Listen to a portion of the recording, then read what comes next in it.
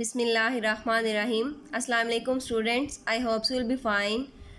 Today is 25th July 2020 Saturday and your diary is unit number 6 air book page number 59 plus exercise question 3 part 1 learned. So let's start your lecture. Open your book page number 59 and your chapter is air.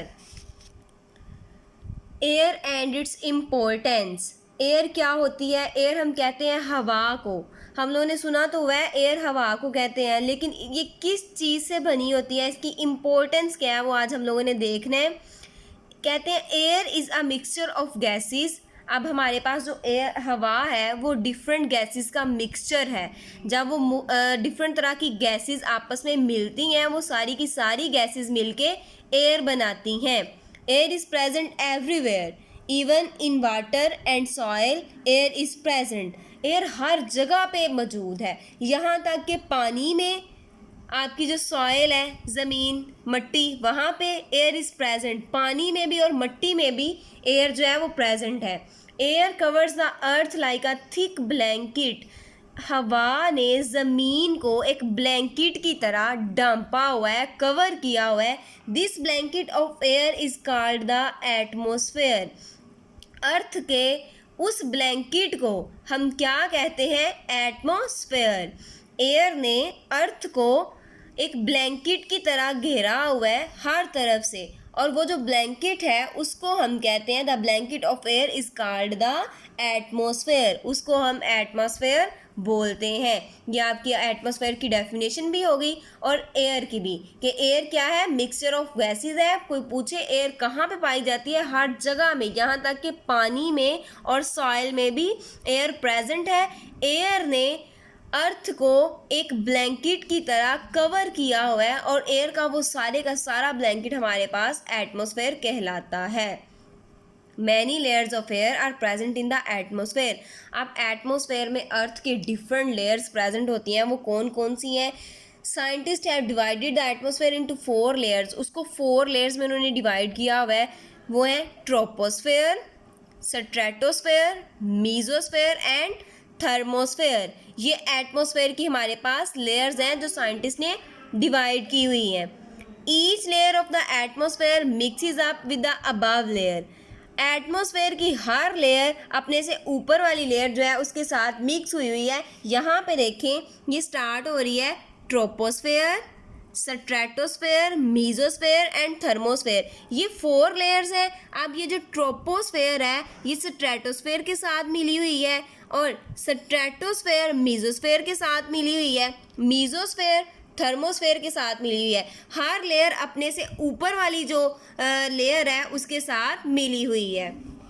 Only the lowest layer of the atmosphere has enough air to support the life. अब ज़िंदगी को support करने के लिए, ज़िंदगी गुजारने के लिए जो सबसे लोएस्ट लेयर है, सबसे लोएस्ट लेयर हमारे पास है ट्रोपोस्फेयर। कहते हैं ज़िंदगी को सपोर्ट करने के लिए ये वाली जो एयर है, ये वाली जो लेयर है, इसमें सबसे बेस्ट सूटेबल इसमें एयर है कि यहाँ पे हम आसानी से सांस ले सकते हैं।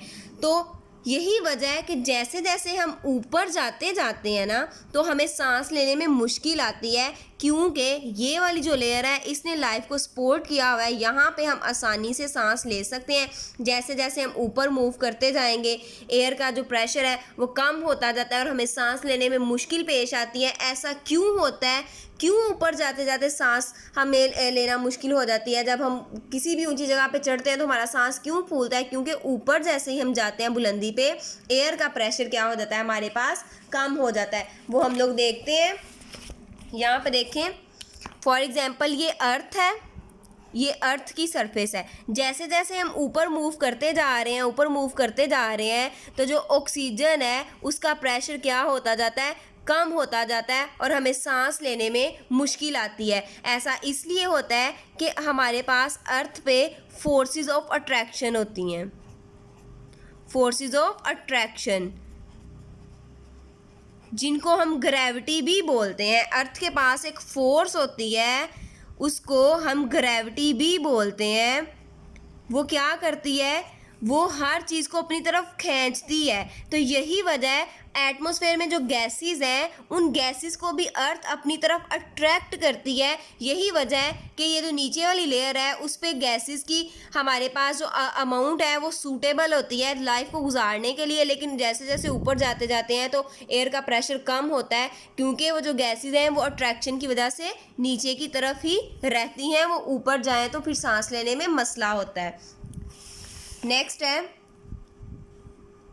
troposphere starts at the earth's surface and goes up about 8 kilometre to 16 kilometre above the surface। जो ट्रोपोस्फेयर है ये ज़मीन की सतह जहाँ से स्टार्ट होती है वहाँ से शुरू होती है ये वाली जो लेयर है, और ये तकरीबन 8 से 16 किलोमीटर इस सरफेस से अबाव जाती है। ये देखें 16 किलोमीटर यहाँ तक हमारी ट्रोपोस्फेयर है। अब 16 से 48 तक स्ट्रेटोस्फेयर स्टार्ट हो जाती है, 48 से 80 किलोमीटर तक मीजोस्फेयर, और 80 से 700 किलोमीटर तक हमारे पास थर्मोस्फेयर जो स्टार्ट हो जाती है।